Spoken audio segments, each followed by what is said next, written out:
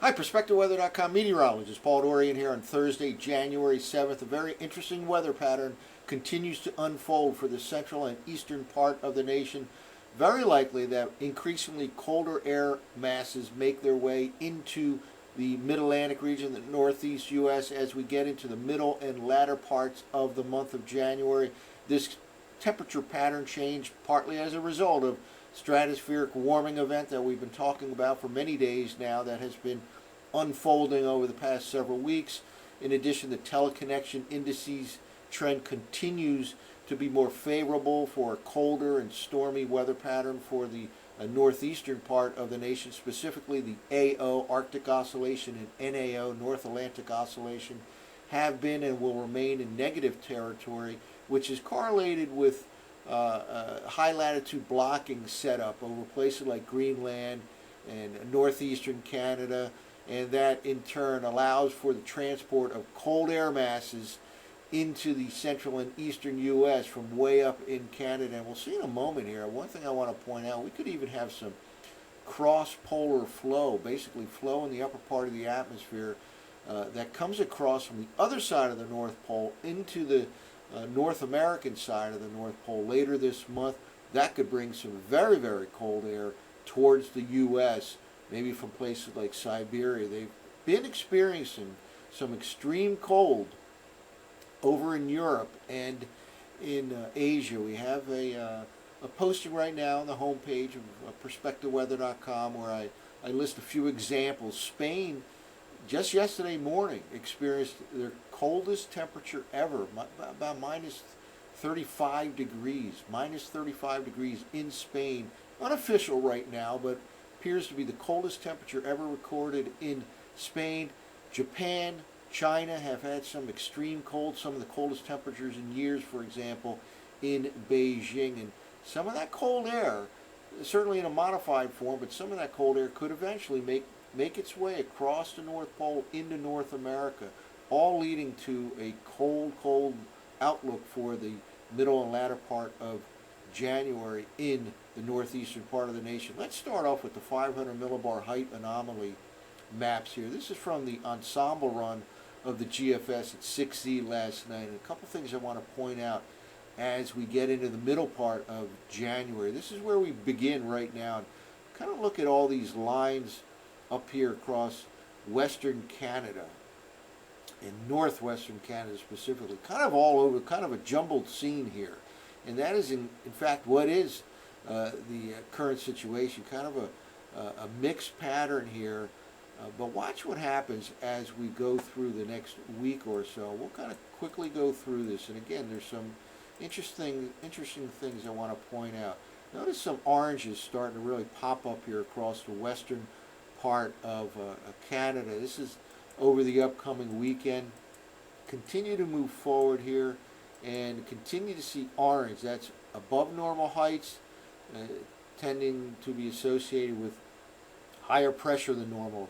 A ridge basically popping up across the western part of Canada as well as over places like Greenland. And here we are now into the middle part of next week and even now into the latter part of next week. And watch what happens. This is now about a week from now, next Thursday, January 14th.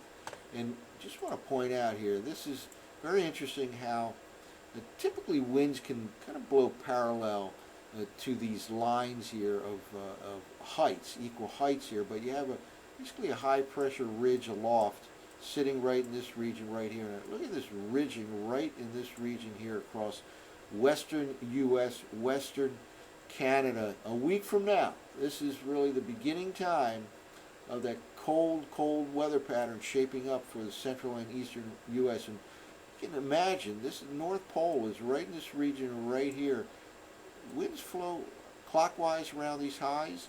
That could produce some cross-polar flow coming from the other side of the North Pole, the Siberian side of the North Pole, and all this cold air has a method now to get all the way down into the central U.S. and then it likely spills out over into the eastern states. Again, we're talking the latter part of the month of January. This particular specific forecast map here is for a week from now, January 14th, kind of the beginning of that colder and colder stretch here. But again, keep in mind the possibility of some cross-polar flow developing here in this what looks like a very cold weather pattern shaping up for the latter part of January, the mid and latter part of January. Here are now by January 15th.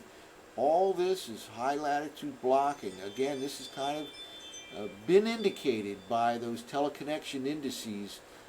By the way, the North Atlantic Oscillation, we spell this out on the recent blogs on perspectiveweather.com, reflects the pressure difference from the Arctic region, really the North Atlantic region, to the middle latitudes. The pressure difference, when it's in negative territory, you typically have higher pressure, higher heights over places like Greenland and northeastern Canada, and that allows for the transport of some very cold air down into the northeastern part of the U.S. And again, in this case, not only do you have high latitude blocking kind of in a favorable position for colder pattern in the eastern U.S., but you have this high pressure ridging across the western part of Canada, across the western part of the U.S. That too allows for the transport of some very cold air from northern Canada into the central and eastern U.S. Let's keep moving a little bit forward here, and this is kind of a setup here for cold and even stormy, snowy pattern perhaps for the parts of the mid-Atlantic, the northeastern U.S. We're all the way out now into the second half, the middle of January, going into the second half.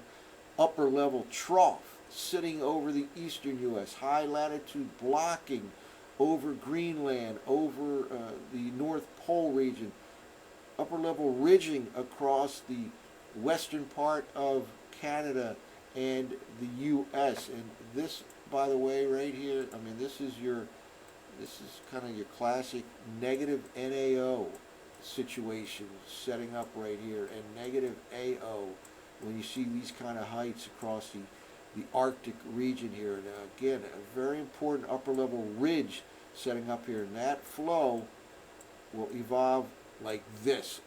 Way up from northern Canada, air masses will be able to be transported down into the central and eastern U.S. And again, there can be some Siberian air getting into the mix here, cross-polar flow. So it definitely continues with this colder weather pattern and continuation of active weather as well, that undoubtedly will result in some accumulating snow in the mid-Atlantic, in the northeast U.S. as we progress through the month of January. Let's now walk through the 500 millibar vorticity forecast maps from last night's 6E operational run of the GFS. Prior set of maps was the ensemble run of the GFS from 6E. This is the operational run. And these areas that show up in orange and yellow represent areas of spin in the upper atmosphere that we call Vorticity Maxima. And when you have spin in the upper part of the atmosphere, that leads to upward motion in the lower part of the atmosphere. Basically, it will allow for the development of low pressure down in the lower part of the atmosphere, convergence down in the lower part of the atmosphere. So in other words, these vorticity maxima that we see on this particular map are associated with the potential development of storms down at the surface level. So it's something important that meteorologists want to track. And the main thing I want to point out here is I talk about an active weather pattern, an energetic weather pattern going forward here. And this is what I'm talking about. Many, many waves of energy in the upper part of the atmosphere for the next few weeks will produce some storm systems for the southern U.S., for the eastern U.S.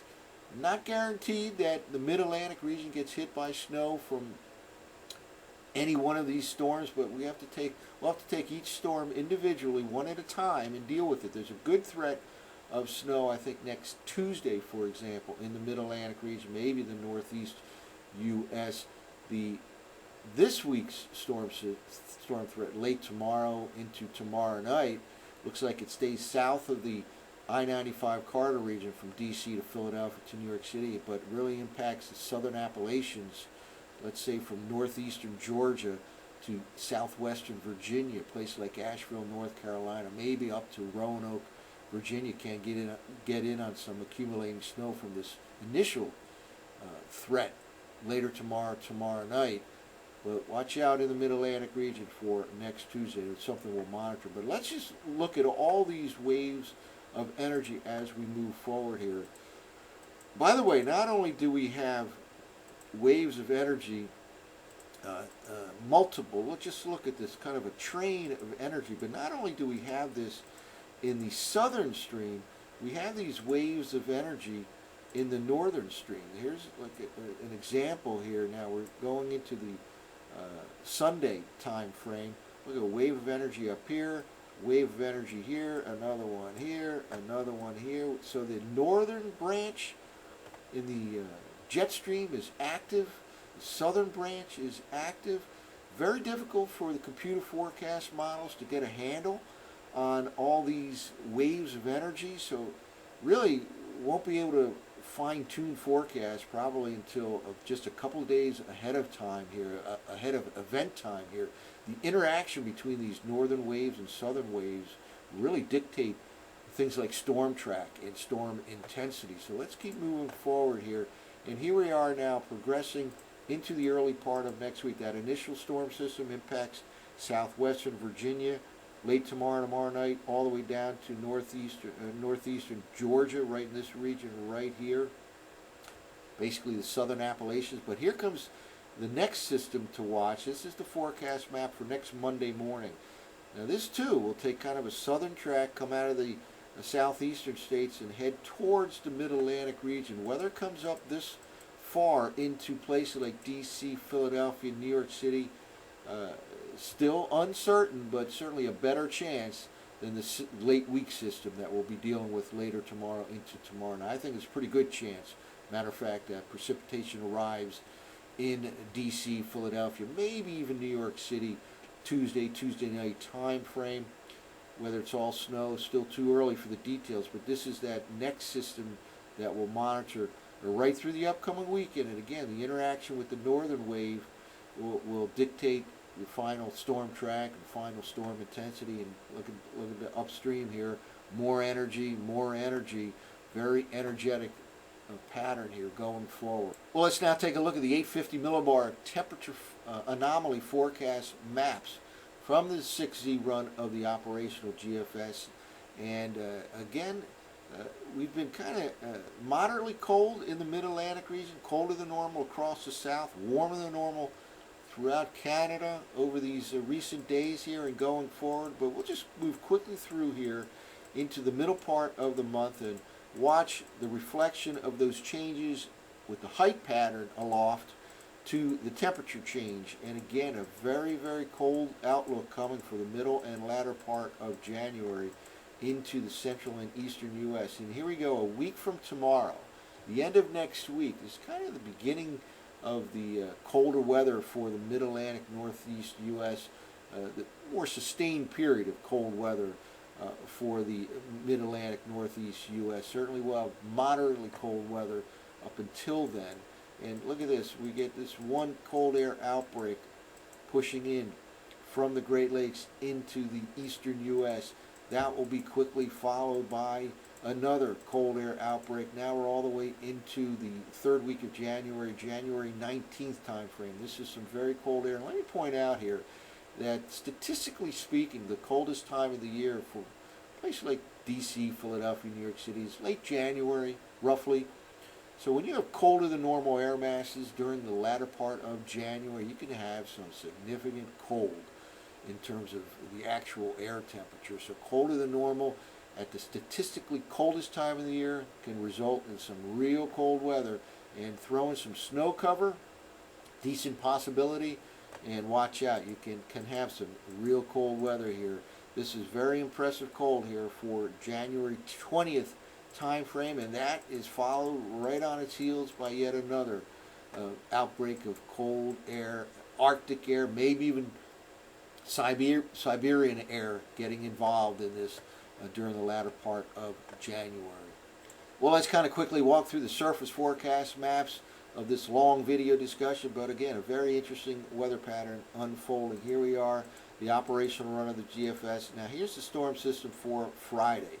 stays to the south, takes a southern track. Can have some accumulating snow from northeastern Georgia across western North Carolina, especially those higher elevations, western North Carolina, Asheville, for example. Good snowfall coming.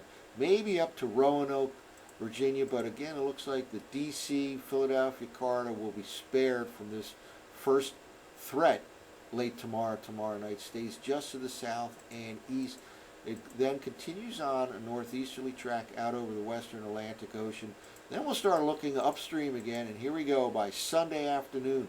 More accumulating snow for Texas. They've had a bunch of snow in Texas in recent days, and that trend will continue over the next several days. And here we go now. The GFS has this storm system early next week. This is Tuesday morning forecast, staying for the most part just to the south and east of the D.C., Philadelphia, New York City corridor. I do not necessarily believe that. We're on the northwestern fringe on the GFS here from 60 last night, and it's a mixture of rain and snow according to the GFS. I think this may be underplaying it a little bit. It may shift a little bit more to the north and west relative to what the GFS has, and it may also be a little bit colder of a solution here. So certainly a chance for some snow around next Tuesday in the D.C., Philadelphia, maybe even New York City corridor, and then we'll continue to look as there'll be a continuation, maybe a couple of days of a break in the action here, but certainly an energetic pattern will continue, and it becomes increasingly colder for the Mid-Atlantic, Northeast U.S. as we get into the middle part of January and the latter part of the month of January. So a lot going on. Keep tuned to PerspectiveWeather.com. I'm meteorologist Paul Dorian.